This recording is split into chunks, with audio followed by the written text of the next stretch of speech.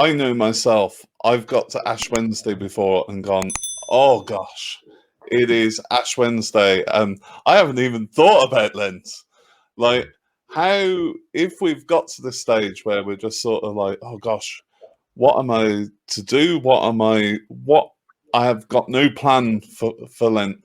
How would you advise on us being inspired by the spirit going forwards? What would you recommend we do?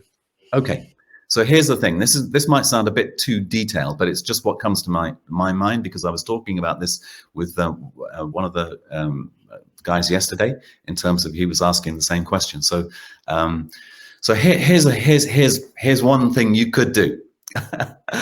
I hope you don't feel this is too weird, but look up the 7 deadly sins, yeah, and score yourself out of 10 for each one.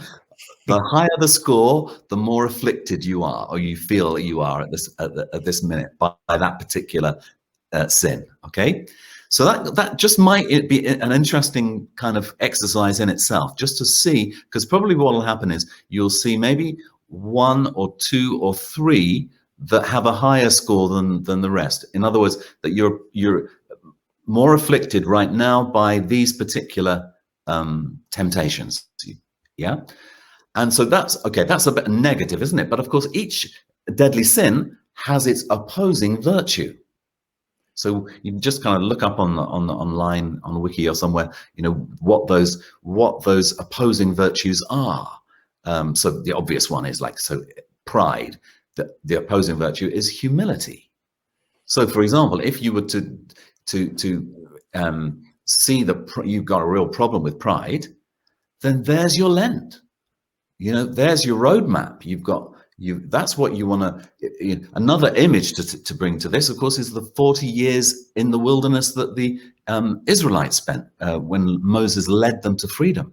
So that's what we're doing here. Is we're being led to freedom. And so where is it we're enslaved? That's the Egypt, if you like.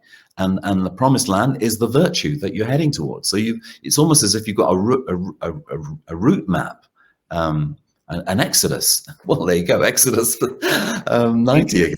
And then, of course, what then you do is, well, so what penances would help me on that road?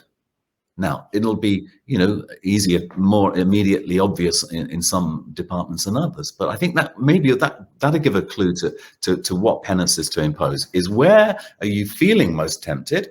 In what areas of your life are you, as it were, held captive?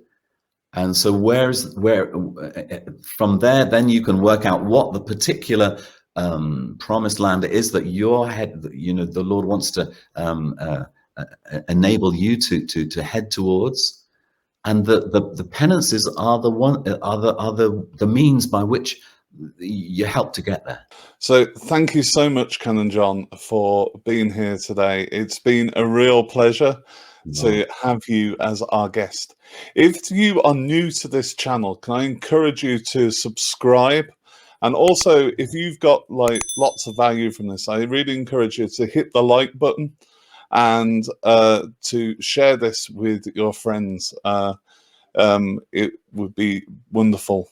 But without further ado, I will say goodbye, and we'll see you next Wednesday at 7 p.m. So take care and God bless.